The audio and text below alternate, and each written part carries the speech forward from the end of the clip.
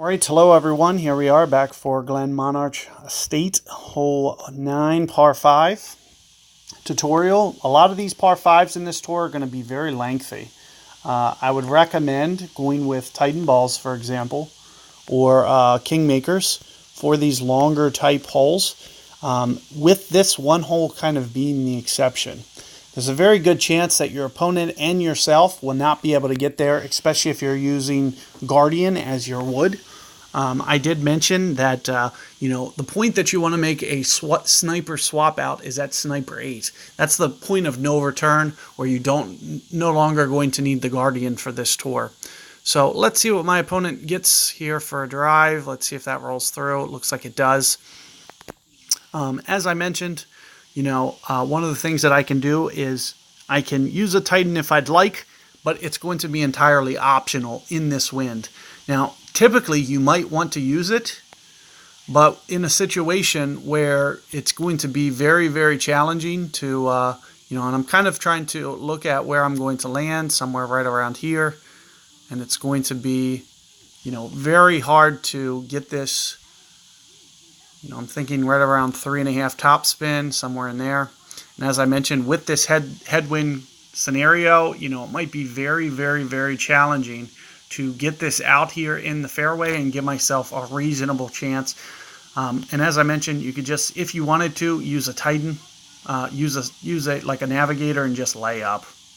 But in this situation, I'm going to get a little aggressive just so you can kind of see what it does. But as I mentioned, especially with your opponent going in the bunker, I could just use a value ball and go navigator. Here you can see it pretty much explains exactly what I was just mentioning. There's going to be very little opportunity for me to get to the green. I would have needed that wind pointed 7.2 miles per hour towards the hole for me to get there with a Guardian.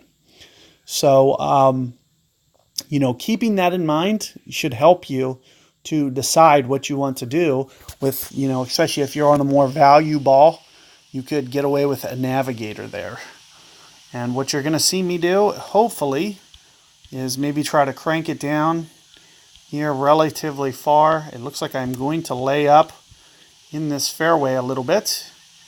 So I'm thinking right about maybe 1, 2 on the backspin, somewhere in there. And then I'm just going to go relatively full here with a little bit of curl to try to, just get this up here in the fairway, give myself a reasonable angle to hopefully be able to get this hole out. So let's see if I can get this to stop. It looks like I did. And the closer you can get it up there towards the end, the better the chance that you'll be able to make this pitch and win the match outright. So definitely something to think about.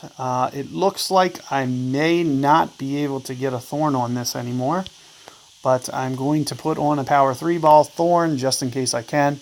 I can't remember where the edge of that fairway. I'm not used to laying up on this hole. First off, I don't play these.